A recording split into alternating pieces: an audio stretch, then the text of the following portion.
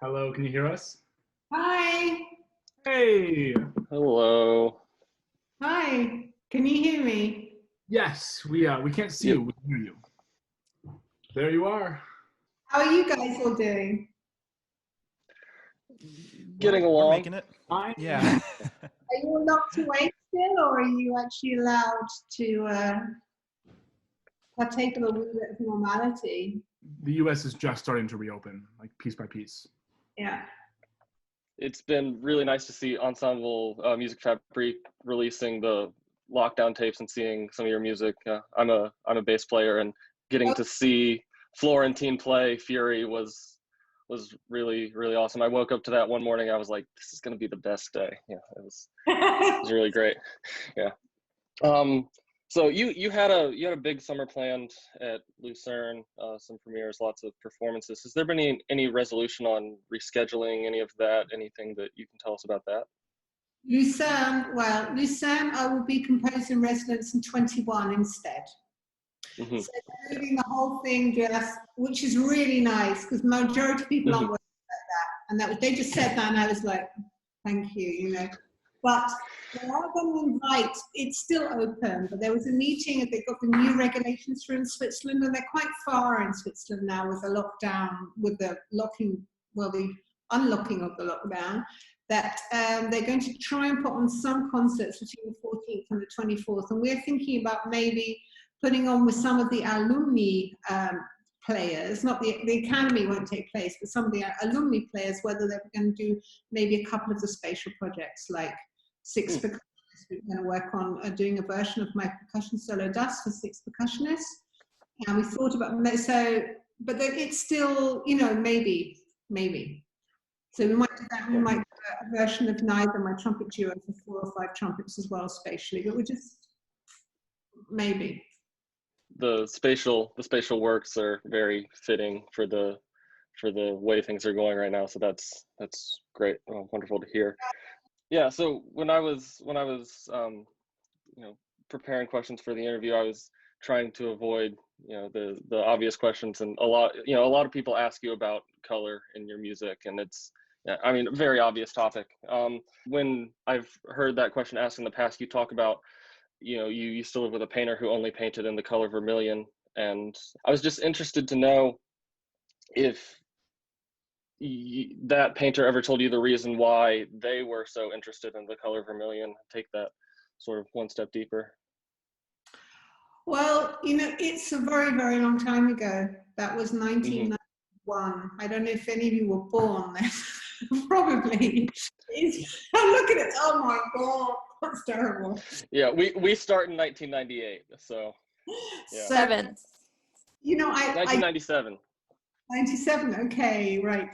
But it's really a very, very long time ago, and it was at the beginning of a very long journey, and when I was just starting out, and to think about color was, for me, it was an extremely useful way for me to learn a way to articulate linguistically what I was thinking musically, perhaps. And there are now, back then it was totally intuitive, but now looking back, I think it's got a lot to do with the fact that color is also something where the subjective perception of color is so deeply personal, it's highly subjective.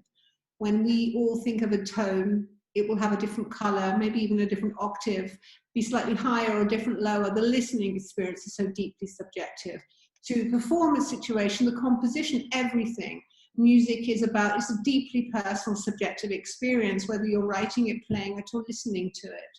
And it's also about a physical phenomenon. Color is also a physical phenomenon, which you can't actually really see it's not an object. You can't objectify it. You can't put it in a box. It's very difficult to sell. There was something, I think, there which provided me with an opportunity to explore a parallel on my journey to try to find a language to talk about music. Because I couldn't talk about it at the beginning. I was really just like, Mm-hmm. it's no longer really relevant for me. Mm-hmm. Well, I mean, that's the next thing I have here is, you know, has this fascination persisted? Because I noticed around 2005 with Blue and Gray, it sort of started to evolve sort of away from that. So leading into the next thing I have here is, it seems that it has evolved into a much stronger fascination with literature. And, you know, this is something that, you know, I see in your early work, as well as, you know, pieces that are very recent, is A, Joyce's Ulysses, and B, Beckett. Lots of references to Beckett in the scores and lots of text settings of Ulysses. And I just wanted to ask, you know, what is it about Ulysses in particular that draws you in and drives you to continue setting, you know, that monologue at the end? Well, I think I sort of got to the end of that. I mean, it's not that I've got to the end of James Joyce, but the fascination with that particular monologue, that particular chapter, Penelope, Molly Bloom's monologue in Ulysses, began in about 1995 when I was in New York with a friend, and I was writing a piece and I decided to call it Crimson Molly's Song 1. And that was the first time where I consciously, I already knew the text well, because there had been a recitation in the Edinburgh Arts Festival, and I was part of, I used to like sort of mess around with acting, and I was a member of the theatre when I was a student there. And there was lots of women did the, like over many hours, the reading of the monologue. So I already knew it from like 1980, God, 89, something like that. It's frightening, isn't it? Anyway, I think it's been a long journey to get to the point where I could actually begin to work with the text, and not just, and that in that piece, just the word yes comes at the very end. And in 2017, I completed a work called Yes, where I actually finally used, got my hands very dirty and really worked with the text, pulling it apart, taking out different parts of it, and not just the soprano, but also the musicians recite the text in many different forms. The text is apparent. And what fascinated me about the monologue itself is that, of course, the stream of consciousness is very much in the foreground, but it's also the issue of an interior and an exterior monologue. What does it mean?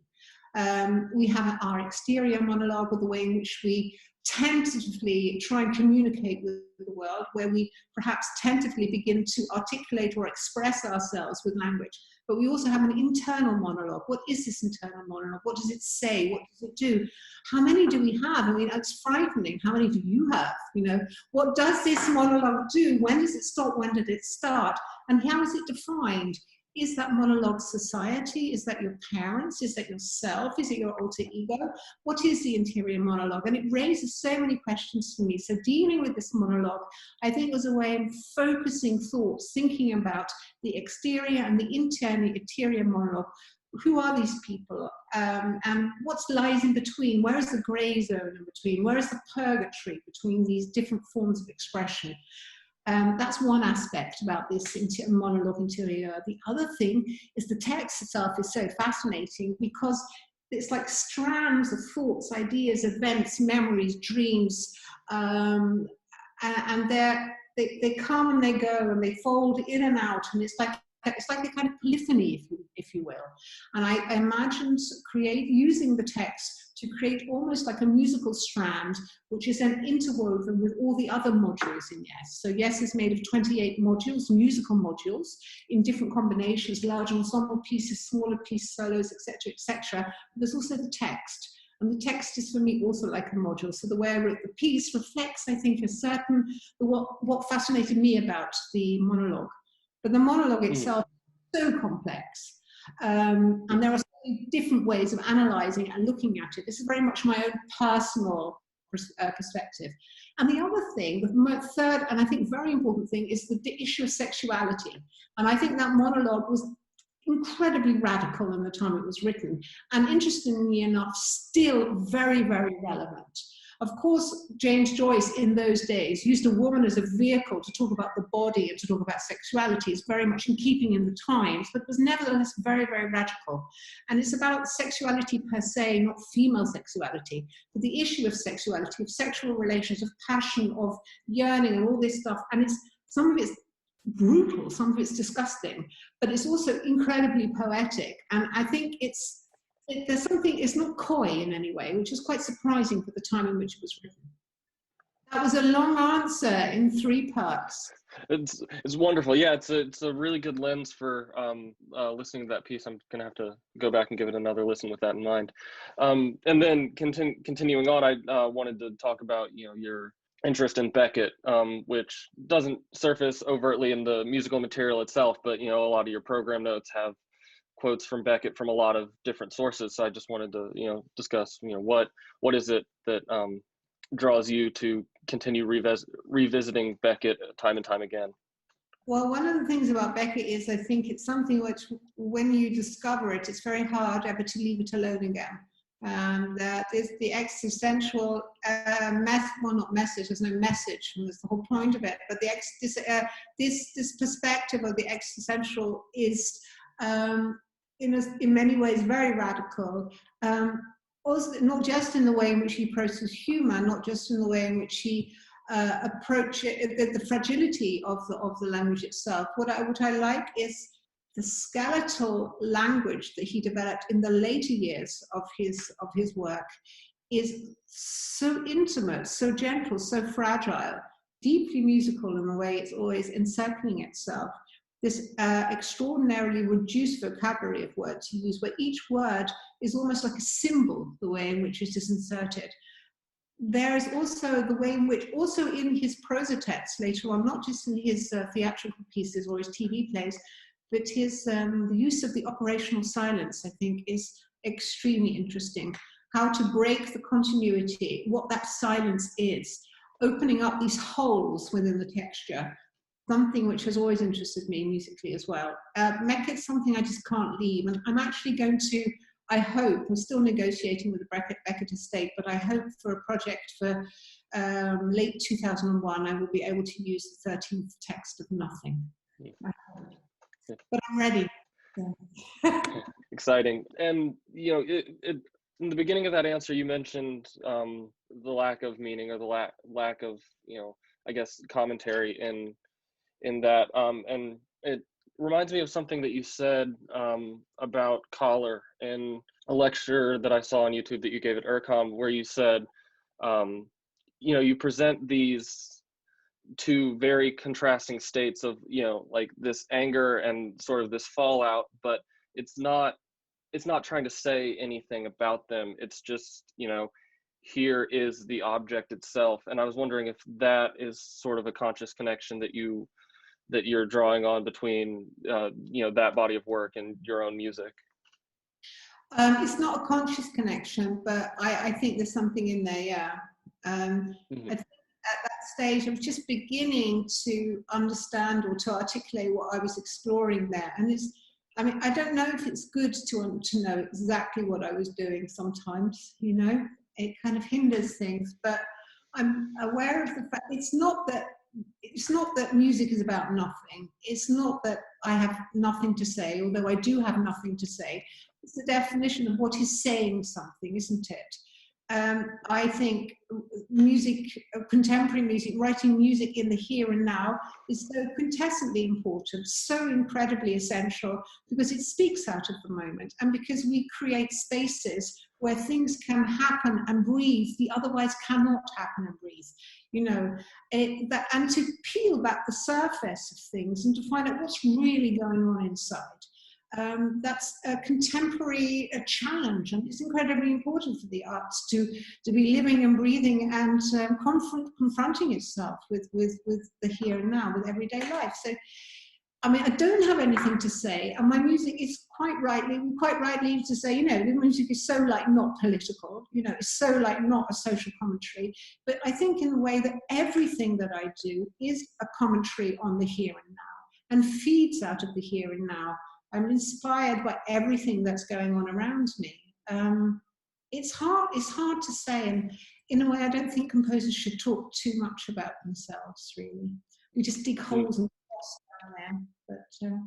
But the last thing I had here before we leave Beckett is guilty as charged. I haven't spent any time with Beckett's work to date, but I was wondering, if I'm wary of the question of, picking a favorite this or that, but, if you had a starting point in his body of work, where would you say it would be?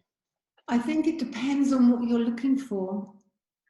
It depends on what you need. I'm fascinated by the late prosa because of their reduction and because of the extraordinary intensity and beauty of his language. On the one hand, what he's dealing with is so brutal, it doesn't get any more brutal. But on the other hand, his language is so breathtakingly careful and gentle, and it breathes, every word breathes. I would recommend the late prosa just because that's what interests me, but I think the TV plays are fascinating. You can watch them on YouTube as well. I would look at Not I, extraordinary piece, which is just the mouth. It's just the mouth in a black curtain and just the lips and the teeth. It's his mad mouth. He has in many different guises. He refers to the muttering, incessant voice, which is always talking around. And that is, again, perhaps also this monologue interior or exterior. I don't know, one or the other. What I love, the text for nothing. I think a more gentle one is like Stirring Still. Absolutely beautiful. That I would recommend. Yeah, that's definitely a place to start, and I'll start looking into it. It's been one of those things that's on my list for a while, but my list grows faster than I can get through it. So moving into the specifics, more towards the specifics of your music. As your music is very focused on timbral color and the potential of that, it sort of seems like the instrument itself becomes the motive of many of the pieces, the physical connection with them and the potential of their color. And I wanted to ask, has this led you to the connections that you have with, some of the instruments that you've really championed? I'm thinking bass and accordion, the double bell trumpet, not something that is very common, but something that you've really honed in on an intimate relationship with.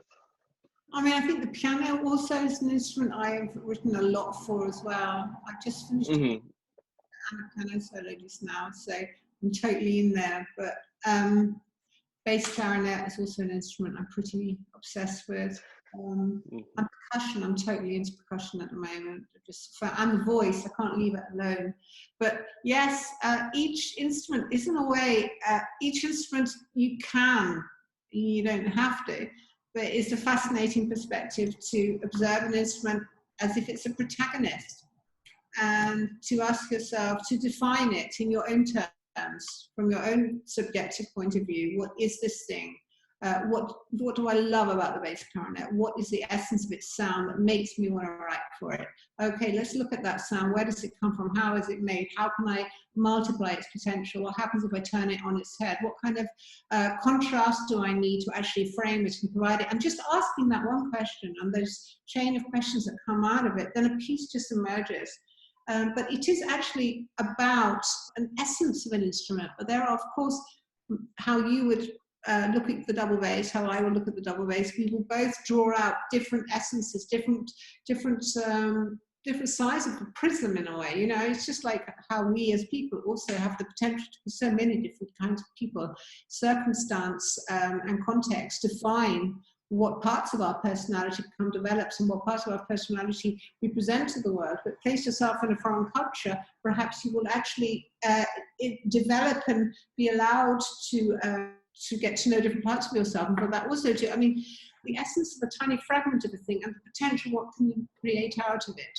I think it's very closely related, I think, to how we also as people develop, But I'm fascinated with the instruments as a protagonist, as a character also.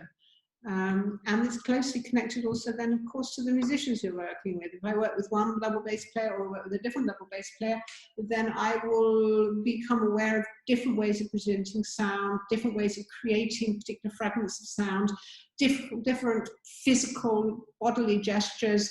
And they, you know, the way that Marco Blau takes trumpet out of the trumpet case, the way he fondly touches it, the bits he looks at is going to be different from how Marcus Schlint takes the trumpet out of it, or Bill Foreman, you know, takes the trumpet out of the music case. And what's the first noise they make? The first noise that he makes is like this big farting kind of lower sort of fundamental sound, and he'll do the whole octave down there. It sounds extraordinary, and that is for him the instrument, you know. But if you take a violin out of the violin case, what's the first thing that one cellist does, for example? With one cellist, he showed me exactly the first thing he does is the bow is barely moving and the fingers just go from the top to the bottom, and he's just playing. It's just like an effervescence of crystals of sound. And somebody else will just play the open C string. It says so much about the musicians. It says so much about a quality of sound in that instrument, which they are fascinated by, which defines their relationship to that instrument. It's just interesting. It's just fun to observe it, and I think it sort of feeds into my work. I love that. I'm sorry, I just wanted to pop in. I love, like, so few composers really just think about the tangible way in which performers interact with their instrument as a natural extension of their body. Yeah. I love that. It's such a weird relationship, you know. It's just so, it's almost kinky, you know. And it's just like, I mean, I played violin until I was 23, and my violin was like, you know, this was the other part of me, you know. I went through a process of 7 years of grief, but I do think it's fascinating, and one of the big reasons to write music is the enormous fun it is just to work with musicians. It's just the process of exploring, observing, working, thinking, the discourse, but also the listening together is a very rewarding process. And it's just fun to be part of that community in that respect, I think. It's a good counterbalance to the actual act of composing, because I'm a very old-fashioned composer, which is just here in my room with my pencil and my paper, just doing my stuff. So, and then to go into that intensive exchange and collaborative environment is very healthy. Do you have a session before you start writing, or do you begin writing and create your ideas and then go into the intensive and come back to it? No, once I start the piece, then that's it, I'm in there. Yeah. But there is some, like with the piano concerto now, because I was developing a new notation I've been working extensively with Zandy, fast, pianissimo, loud, fortissimo, white, black, chromatic semitone, where Nick Hodges is wearing fingerless cashmere grey gloves. And it's just beautiful, you know. And just to define exactly that notation, we did have a couple of, what were we doing? I think we were doing FaceTime, or were we doing Skype? I have no idea. I had Skype sessions just so I could exactly see the angle of his hand, so I could work out what he could do afterwards. We had to define things a bit, and I had to check the notation with him a little bit. But usually once I start the piece, then I'm just in there. The other thing I was wondering is, you know, you've talked about, you know, you're very intimately connected with the voice right now. And I was wondering, you know, when the player becomes the instrument, and, you know, this is an instrument that we all have, you know, we all have access to, but at the same time has just this far-reaching, this technical vocabulary that is very refined. How does this approach to writing apply when you're writing for the voice? Well, it was a very new process, a steep learning curve, but a rewarding one, because it really opened up new expressive possibilities for me. Because it was, the first step was to acknowledge that I was going to try and write for text, which means working with some form of semantics, and then how to deal with that. What is it about? Why did I find writing for the voice difficult? Why did I find it difficult? The idea of using a text, setting a text, abusing a text, taking a text apart, but in somehow creating some kind of relationship with the text. So all of these questions have been burning at the back of my mind for a long time. The issue of the breath, I always found a problem, so to speak, because it's like they need to do it very often. you know. So it was like, okay, so how am I going to deal with this? So basically, that's how I realized that was my way in. One thing I did do was studied Georges Perguis's Recitation, which are just phenomenal pieces. The way in which he deals with voice, well, he doesn't deal with it because it feels so intuitive and so fluid, you know. But that fascinated me, his use of breath there, coming out of theatre, and what it meant to him to be writing for the voice. I started working with recitation to start with, and I realized, okay, my so-called problem is the breath. It's that it's just so human, so fallible, so deeply personal and intimate. And so I said, what is it about the breath that actually is so frightening and so different, so difficult? And I became aware of how I could work with recitation by actually playing with the breath, and how if one recites, I'm looking like this, I'm always looking like, or if I ask a singer then to recite, but she's not allowed to open her mouth. So you have you're trying to communicate, but you cannot. Is that not something which all of us in everyday life are constantly actually running up against? There's only, I think, a lucky few who are really able to master the art of speaking. But I'm definitely not one of them who feels, is it not every second word that pops out of your mouth?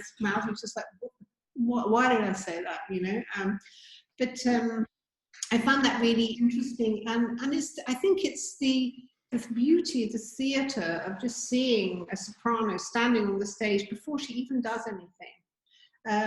She just needs to raise her eyebrow, and already it's an event, it's an act within a theatrical setting. And this theatre of just moving just the corner of her mouth, or just opening her mouth, or just breathing. Of course, you have to be very careful not to get locked into too many cliches there, but it's fascinating. So it opened up a whole new vista for me, really. And it's very much Beckett, I think. The solo person speaking, reciting.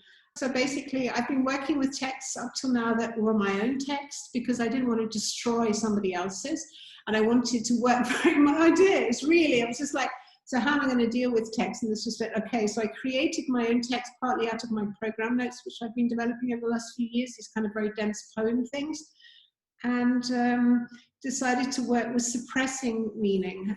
So what is actually to keep meaning just below the surface, and to work with the extraordinary tension and emotionality that you can create out of just suppressing the meaning of the text below the surface in all different kinds of ways. Discovered writing pianissimo, how to write pianissimo music with an electrifying intensity, but it's still just. And also that's something exciting about working with text, I think. So it's opened up new musical possibilities for me, and I just can't leave it alone now, which is really weird. I would never have thought that 3 years ago. So nice to know that you can get older and still be excited about new things now. So you know, when I'm listening to your music, one of the primary things I'm doing is, you know, tracing a sound, and, you know, where did it come from, where is it going, how is it evolving, and that's, to me, you know, where a large part of the melodic line of the music comes from. Something that I often say about your music is you've to me found a million ways to write a held note. You know, you have just a held note, but inside of it so many different things happen that there's just infinite possibilities you've created for it, and, you know, infinite ways for continuity, or, you know, very often infinite ways for these abrupt interruptions.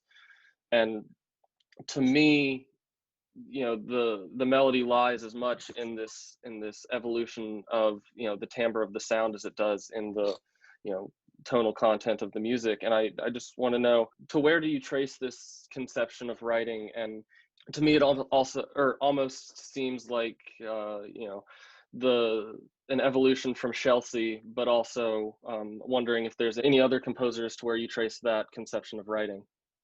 I don't know. It felt like the most natural thing in the world to do. It's the first thing I did when I started writing, was to take one instrument and another instrument and say, how do I get that to that, with just fusing the colours together. It just feels the most natural way to do things. It's just the basis of my work. I even remember when I used to play the violin, and I would play a D on the A string, a D on the D string, a D on the G string, and with even playing, you know, I don't know, Brahms Symphony in the orchestra, for me, it was really important that D was on that string or that. It's just, I used to love that stuff, the different qualities of just playing one single tone on different strings of the instrument. But I mean, obviously Webern's got a lot to do with it. And we studied the second violin school as an undergraduate in Edinburgh. That was very much on the syllabus. Having the good fortune to have an excellent teacher back then, so playing Webern, analysing Webern, listening to Webern, in the orchestra also as chamber music and stuff, and also for my degree recital on the violin, I also played Webern. So Webern was very important to me, and I think that definitely plays an important role in there. I would say that Webern also, his gestural qualities and how a sound explodes out of silence, and how how his music is bathed in silence in a way, and how each single sound is framed by rests, by pauses, by fermatos, definitely had an enormous influence upon the way I work. But is that not the basis of, I mean, that's very much the tradition from which all of us have been, you know, been working in. So Chelsea, I think, is also really important. I discovered Chelsea in about 1994 when I was in Manhattan staying at a friend's house. I remember that. That was really fun. I think something you said, actually you referred to the melodic line of the single tone, and that is actually how I see it. I do see this play of timbre as actually, in essence, being a line, being a melodic line. That's exactly the way I would define it too. And I think coming from England, perhaps coming from Britain, the tradition of polyphony, I think is so deeply entrenched in one. If you look at some of the most great contemporary composers like Burge, for example, polyphony is the essence of his music. And it doesn't really matter what kind of music you're involved in. So the tradition of polyphony is incredibly important in Britain, I think, even today. I mean, even in Oxford and Cambridge, you know, the composers in their colleges, they're often the organists and working choirs in the churches. There's a very strong relationship, I think, to the church tradition still today. I think that has something, there's a quintessence of Englishness, I think, with working polyphony in that way. And it took me many, many years really to complete the circle and to come back to where I came from.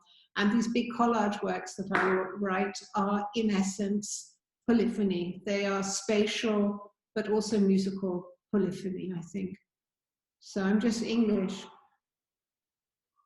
I was thinking about stasis and sort of the polyphony in the immense space of that work. Yeah. And also, I didn't realize you studied theater for a time and acting. I just, like, when I was an undergraduate in Edinburgh, I was there for 4 years. I was a member of the theatre company, and in the third and fourth year, I was, you know, acting all kinds of plays. And I played Yerma, went on tour in Ireland, and killed my husband every night. It was fun. How does that background in the theatrical space as an actress, has it played at all in your composition?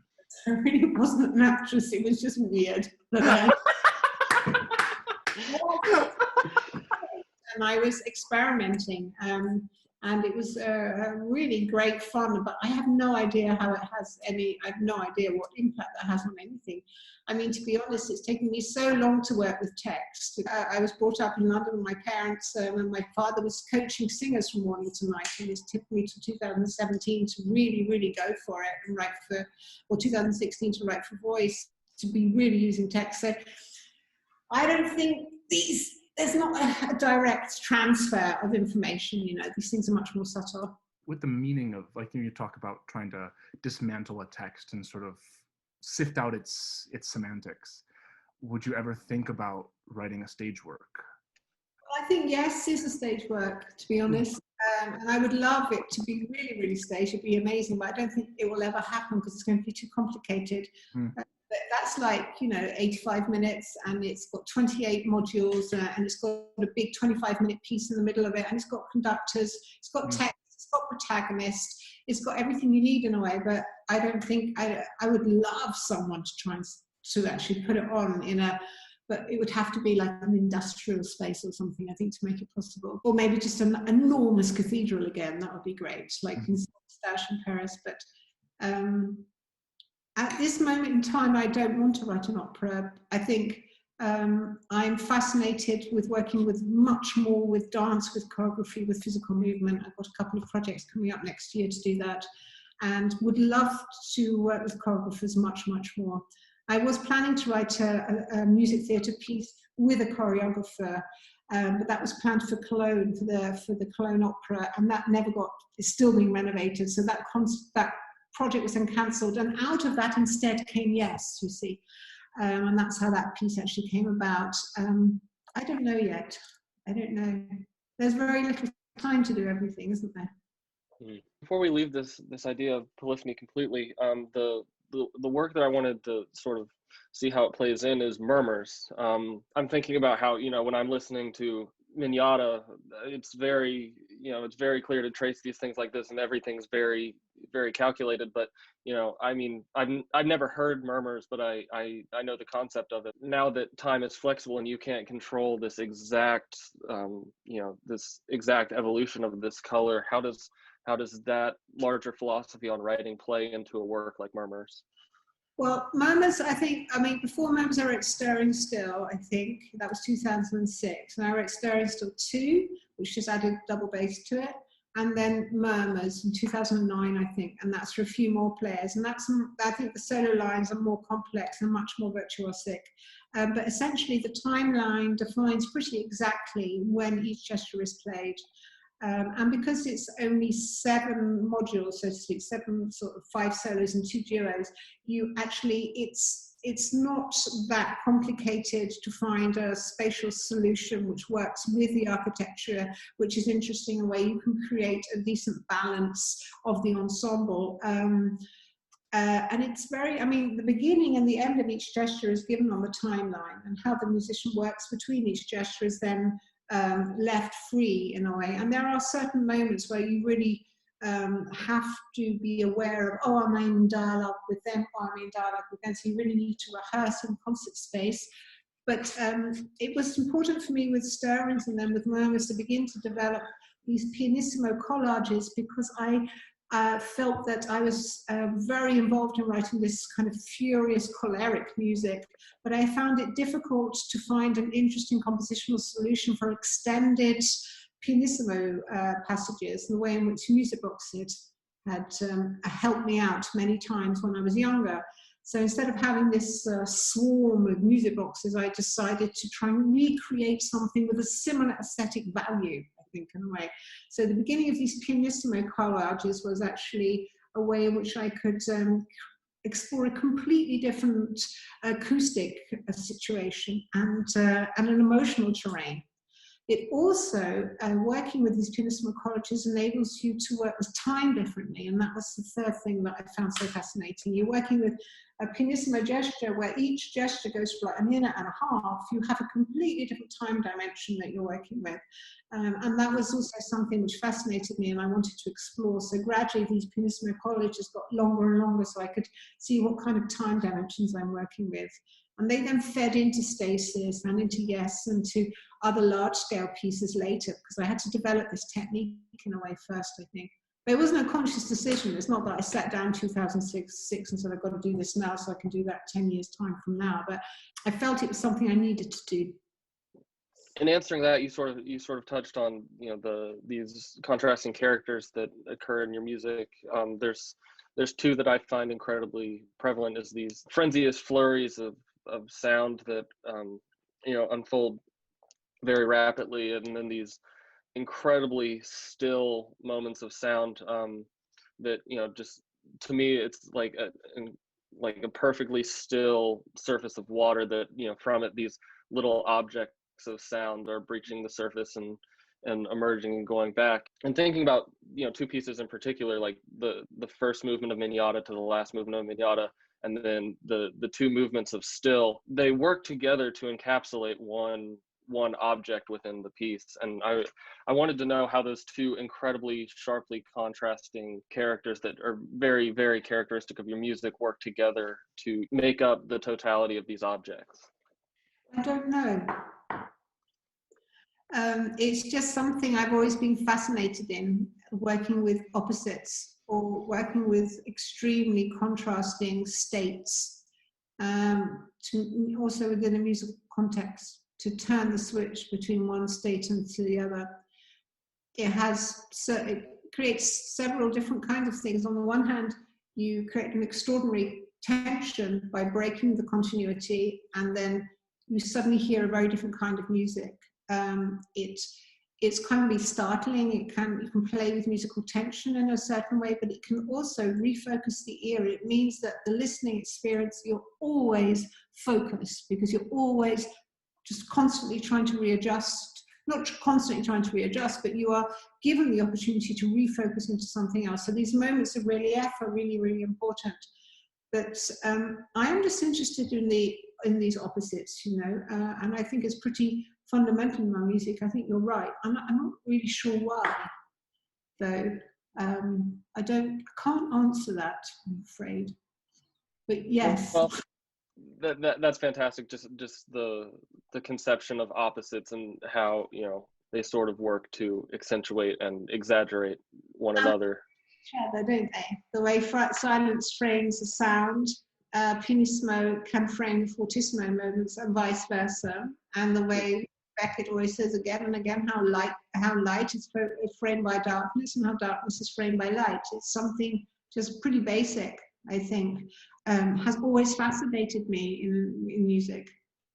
So the last thing I have here is, you know, we talked about the very melodic nature of your music comes from, you know, the evolution of one sound's timbre, but you also have, to me, a very characteristic tonal language.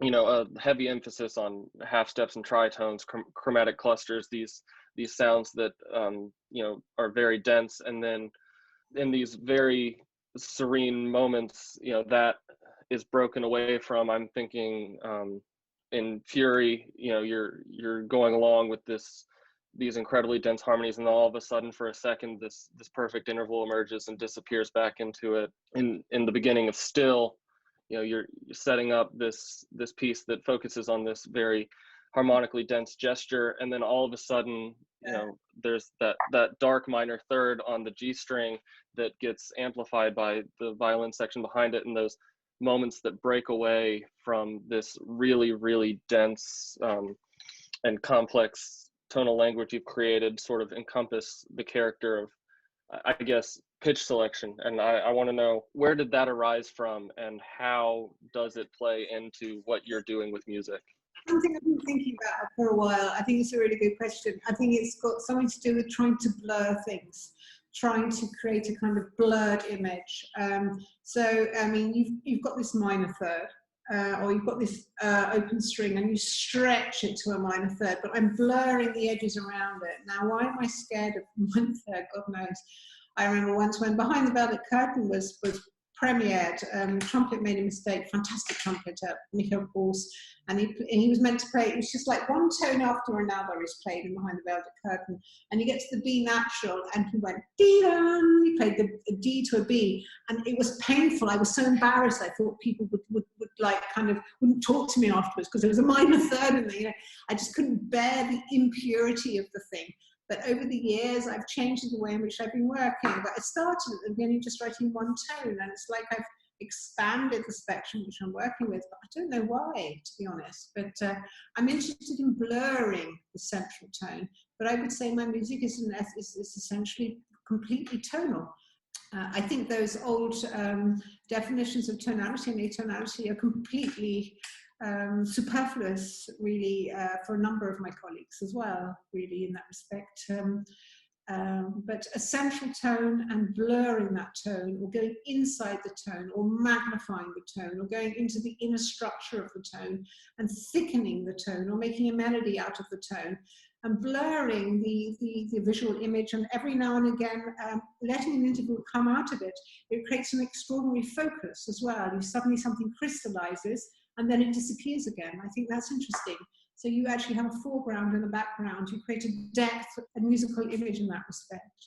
But I think it's an interesting one. The piano concerto is actually, I've been using glissandi also now in a different way, to blur the image. And then every now and again, a tone is picked out of that image. So within a gesture, you can create a foreground and a hint and a background just with having a glissandi and one note being held over. So it's like within a fragment of a gesture to actually create some kind of contrast within it. It's really interesting, I think, to work with that. This has been so wonderful. It's such a privilege. Yeah. I found I learned so much about not just your music, but your sense of humor, and how to hear that in your music. It's amazing. People know that I have a sense of humor because I'm exactly serious.